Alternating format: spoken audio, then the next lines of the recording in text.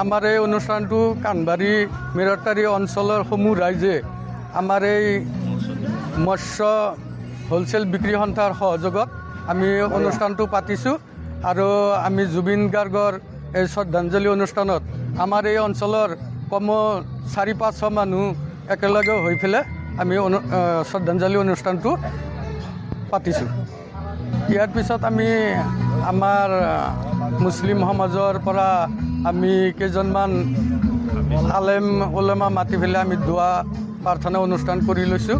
এইখিনি আমি এই অনুষ্ঠানটো সমাপ্তি বুলি আমি কানবাৰী মেৰটাৰী মৎস্য বিক্ৰী যিটো মানে হোলচেল ছ'চাইটি আছে আমাৰ এই কানবাৰী অঞ্চল জুৰি সামৰি অনুষ্ঠানটো আমি কানবাৰীৰ মানুহখিনি জুবিন দাক মানে হৃদয়ৰ পৰা আত্মাৰ পৰা ভাল পায় আৰু জুবিন দাৰ হৃদয়টো আমাৰ ঘৰে ঘৰে আছে।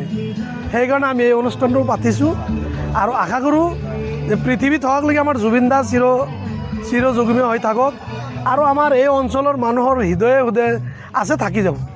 এই সকলো শ্ৰেণীৰ মানুহ আহিছে ইয়াত, মানে আমাৰ জাত পাতৰ কথা নাই, সকলো শ্ৰেণীৰ মানুহ আহিছে আৰু বেমাৰী বৃদ্ধ আৰু বয়োজ্যেষ্ঠ সকলো মানুহ আহি জুবিন দাক